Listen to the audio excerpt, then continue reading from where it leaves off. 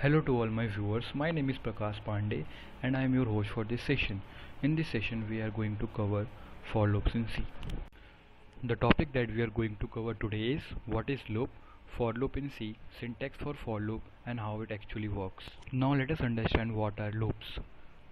Suppose we are asked to print hello world for hundreds or thousands of times, then writing hundreds and thousands of printf statement is not acceptable in any programming language because the programs are written to minimize the human efforts and time. So loop came into existence. The basic definition of the loop says that it is a block of a code which repeats itself until the given condition returns false. Now let us see what is for loop. This is one of the most frequently used loop in any programming language. Here I have written C programming. The for loop allows us to specify three things in a single line. That is, first setting the loop counter to its initial value, which is also called as initialization.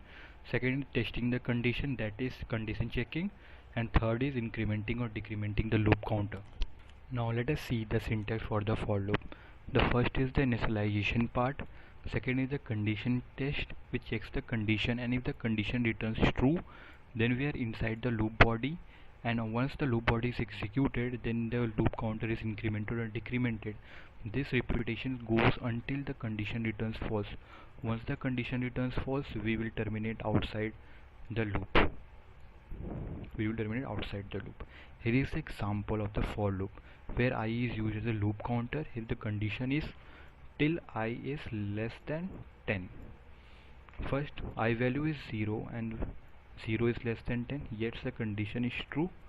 The hello world will be printed, and then the I will be incremented. Then I becomes equals to 1. This continues till I value is less than 10.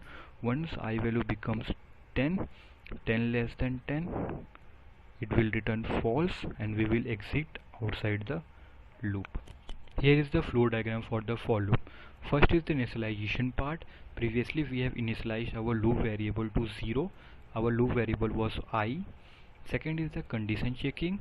The condition there was I less than 10, and if the condition returns true, we are inside the loop body.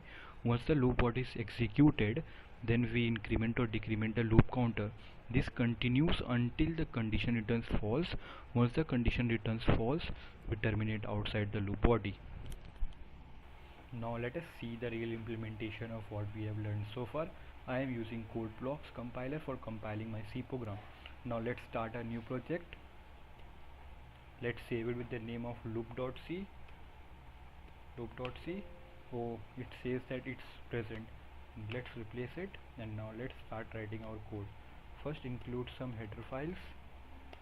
Include stdio.h. This includes some standard input and output. Then include console input and output files, conio.h. Now start writing our code from void main. Now let's take a loop variable int I.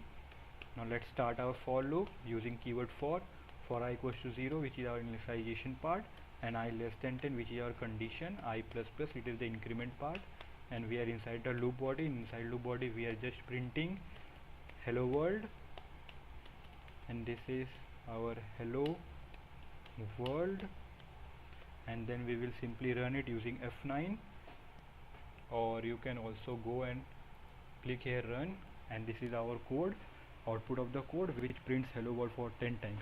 Hope you like my video.